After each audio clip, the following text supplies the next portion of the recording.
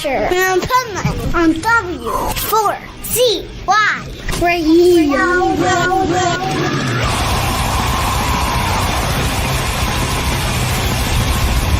This is the Pipeman here on the Adventures of Pipeman W4CY Radio.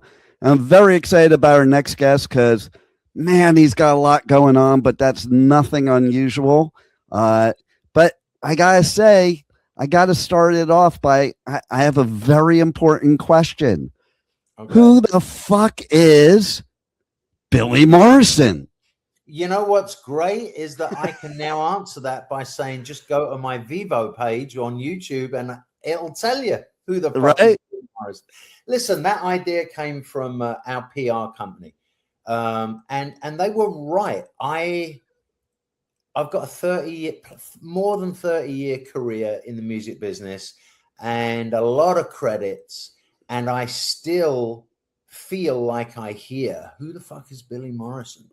And, my PR company said, you should make a little mini documentary. And, be careful what you suggest to me because I'll just go out and do it. And that's what we did. And I watched it and I loved it. Everybody has to check it out.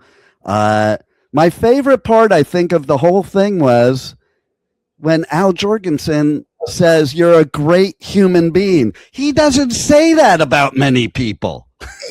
First of all, he doesn't. But the greatest thing is the look.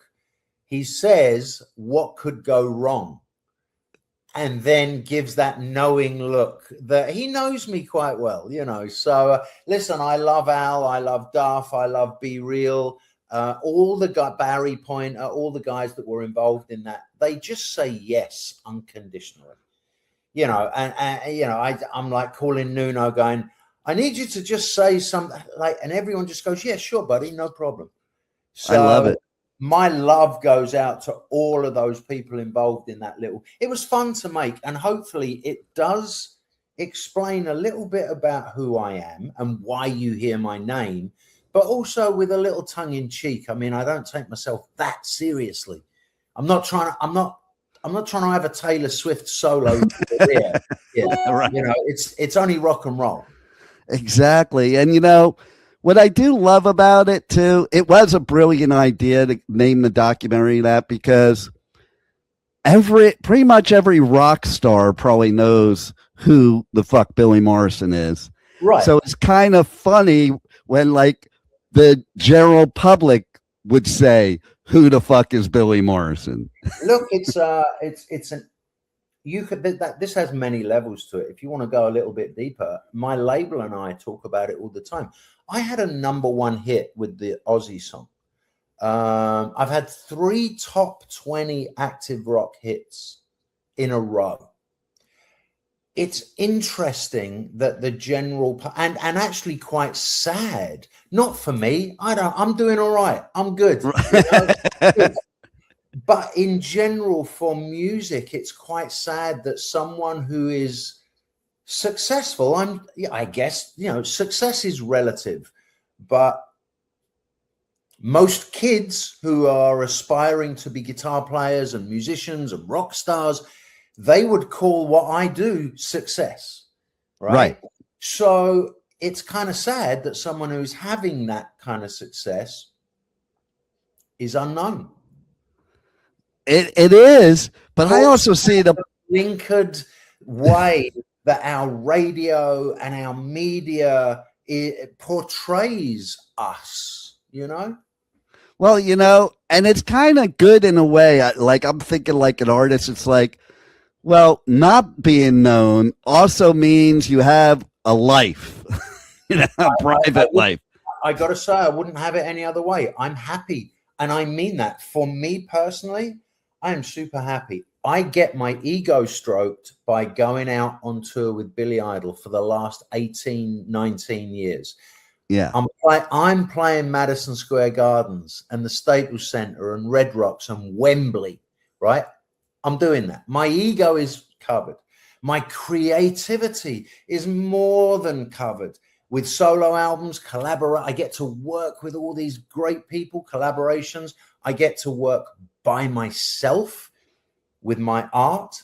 and when I'm writing the solo albums. So all bases, and guess what? I get to go to pavilions with my gorgeous girlfriend and go shopping.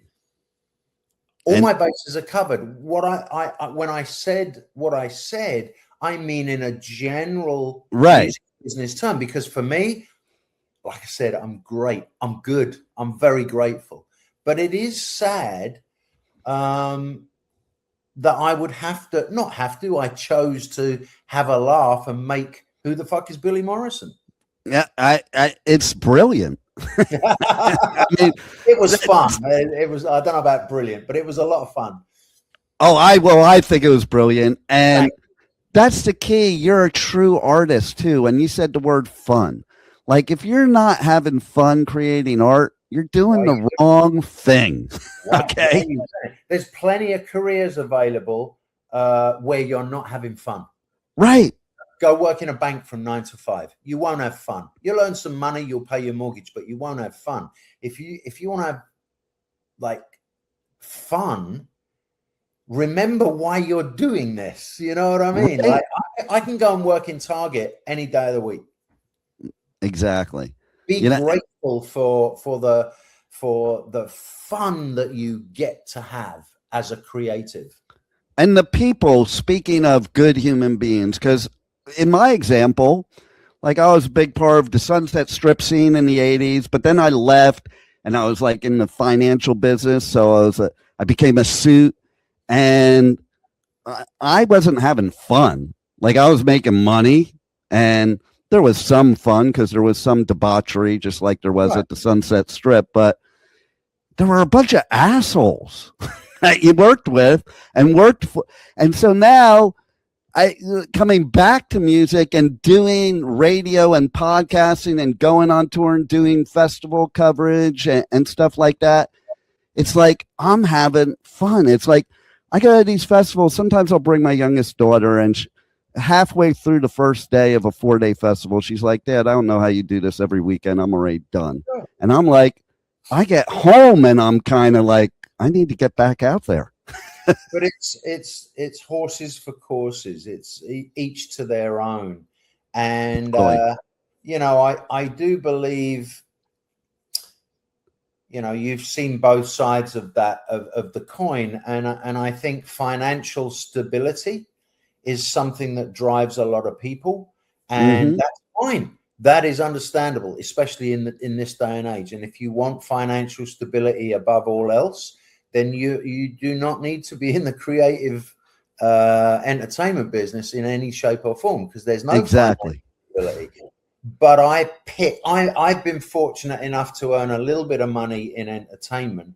But when I decided to be in the entertainment business, it was a choice not made from a need for financial stability, because it's ridiculous. It was a choice made from a need to be creative. Number one, if I'm fortunate enough to even earn $1, that's a bonus. Yeah. So it's what you're making your decision based on. Don't make the decision based on I'm gonna make my fame and fortune in the music business. That's fucking terrible. If you decide that you cannot live with the restrictions of a 9-to-5 world, and you have shit inside you to say that you need to get out and don't worry about what other people think, then choose the entertainment business. It will be kind to you. If you're lucky, you might earn $1. Well, that last thing you said is key, because most any other industry, you do have to care what other people think, and it's not healthy. Well, I think you should just be you. But even in our industry, even in the radio industry, depending on where you're working, there will be people that will tell you have to cater to a certain thing. I am fortunate enough that I do not have to. But not everyone is in my position. If you are 21 and just signed a big record deal, don't think for one moment those people who just wrote you a $3 million check are not going to tell you exactly how your record's going to sound. And that was why I left, by the way, because I sat backstage with friends of mine. I was a teenager, and watching these record labels telling them how to dress, how to play their music. And then look at what that happened after that is it kind of killed it by people not being able to be authentic and be themselves. Yes, but here's the good news. The business has changed.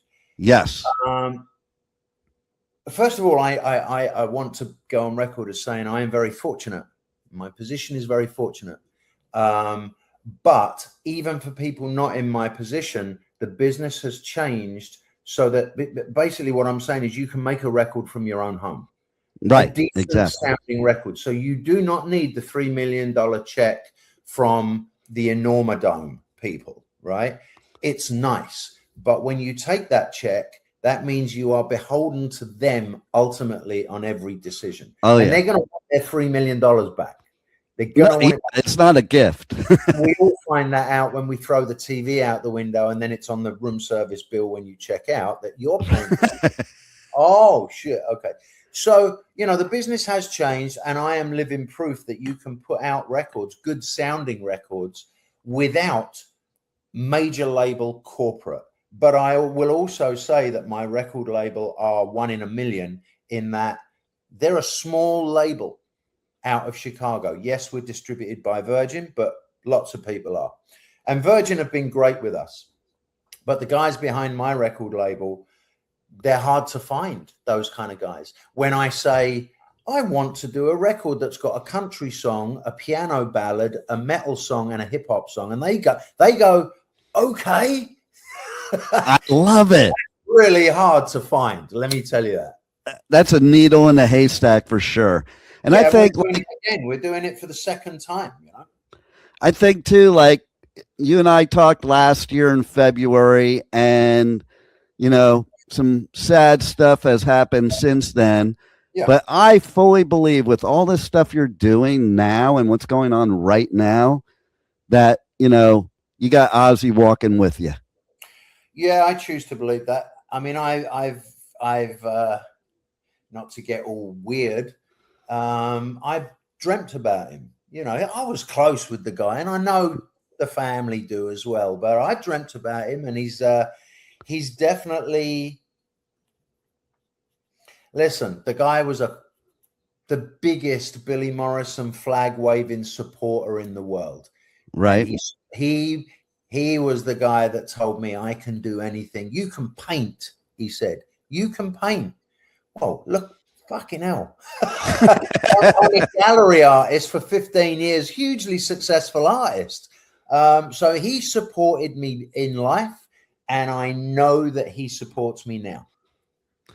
Absolutely. And I'll tell you where I have the biggest respect for you is the fact that you had the heroin addiction and started very early and for a long time.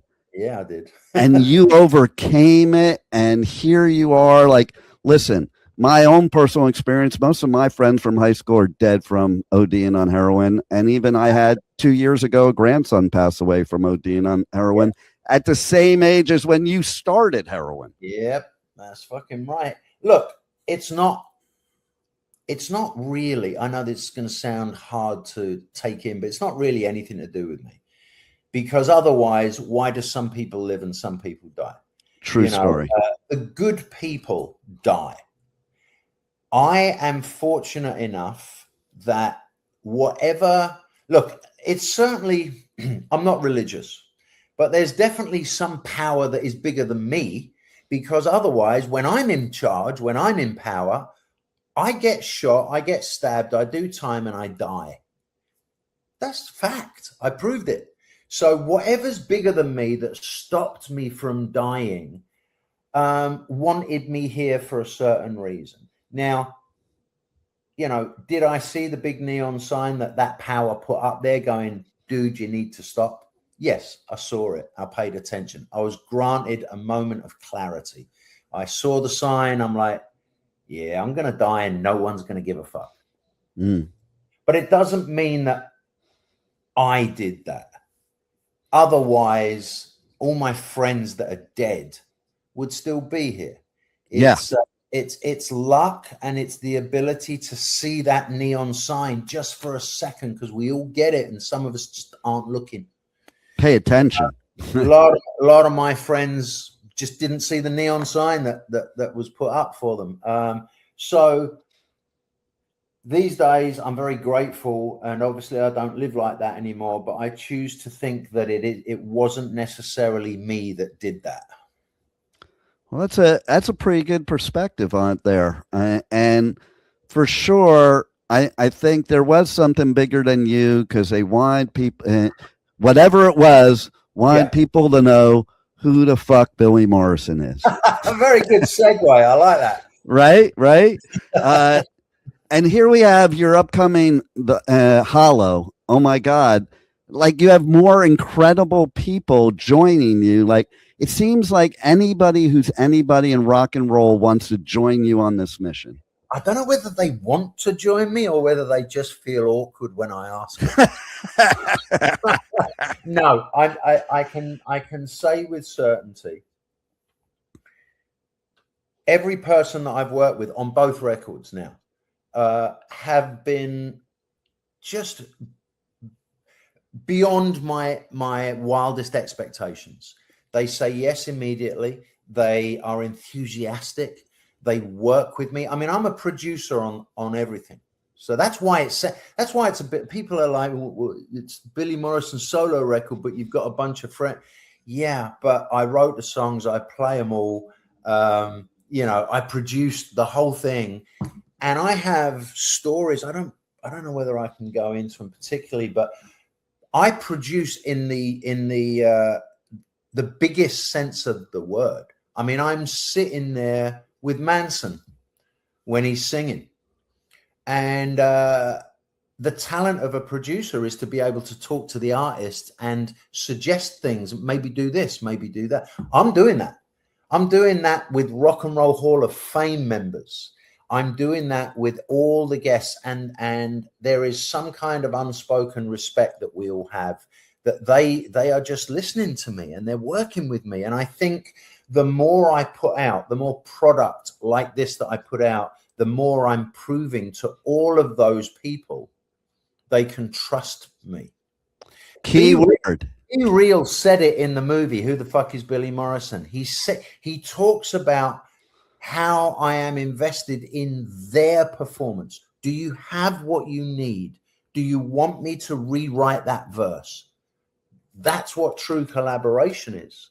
No doubt. And it's not often, I find, you know, that's why a lot of bands maybe get into arguments, because they can't have that, you know. And also there's people skills here. Producers should have people skills. Dealing with Duff McKagan is different to dealing with Marilyn Manson or Al Jourgensen or Ozzy Osbourne. You got to understand who you're working with, what they like, what they want. How many hours can they work in one go? Is this a 45 minutes and then you're going to have to stop and come back tomorrow? Or is this a guy that does 9 hours until it's done right? You know, Al Jourgensen, he's going to stay there till it's done. I love that. Ozzy, you've got an hour and then he's going to leave, but he'll come back tomorrow. You know what I mean? Right. Everyone has different methods. And I think one of the producers' skills is to understand who you're dealing with and work in their way. That is brilliant. That is the way it should be, because otherwise they're not going to listen, or you're going to have a hard time. You're going to be stressed out. If you understand who you're dealing with, then you're prepared. I also think writing a good song in the first place helps. And I'm very good at that. That might be a little important. But I want to know, forget who the fuck Billy Morrison is. I want to know, how the fuck does he know how to write music, produce music, create art, and like so many creative outlets? I don't know. If I knew the answer to that, I'd sell that answer and be very wealthy. Right? I don't know. That's the whole point of being a creative. Is not being fearful is one of them. I mean, I am not scared. When I picked up a paintbrush, you have to understand, I didn't doodle. I didn't go to art class. I've never had a lesson in my life. I just picked up a paintbrush. I picked up a spray can. I picked up an X-Acto knife. I picked up a canvas. I physically embraced art. Now, if anyone does anything every day for 15 years, you're going to get good at it. So it's not oh my God, you're so talented. No, I worked hard at understanding brush technique, color theory, all of it, you know, and spent hours of research time and hours of practice. So I think not being fearful to just do it is important. And then there's also a certain amount, I hate sounding like this, but there's a certain amount of, oh shit, I've got some talent, you know, because I write in a song, I've written some good songs, clearly. I don't know where that comes from. You know, again, proof. There's some universe there. Right. Or does it come from listening to thousands and thousands of hours of great songs? You know, the Sex Pistols album, Nevermind the Bollocks, is 12 amazing pop songs. That's what it is. You know, they're played with anger and angst and rebellion, but they're pop songs. The craftsmanship in the verses and the choruses. Maybe just listening to fucking really good music my whole life helps you understand what a good song is. Having said that, there are many songwriters out there that have listened to the exact same music that I've listened to and can't write shit. So, so I don't know is the answer, but I'm super grateful that I get to do what I get to do. Well, personally, I think a big part of it is too, and going back to having all those creative outlets, is you understand every part of the industry, from doing radio, doing production, doing writing, playing the instrument, like everything. So you're on every side of it. That's a very astute point, and I think you're right. I think that the more you understand, I mean, yeah, I understand. I could break down the financials of a festival, right? I can do that. I can tell you what every crew member does, probably tell you roughly what a crew member gets paid per week. But I can also tell you how the Beach Boys harmonies were put together with a third above and a seventh above. Like, I think the knowledge of every aspect of the business helps you craft and create good quality product. No doubt. And you certainly do that. Man, all your newest music is great. Your art is great. I think everybody needs to get ready for Hollow, because no one will forget who the fuck Billy Morrison is after this. And thank you once again for being on the Adventures of Pipe Man. Thank you so much for having me and supporting everything Billy Morrison. Hey, this is Billy Morrison, and you are listening to The Adventures of Pipe Man on W4CY Radio.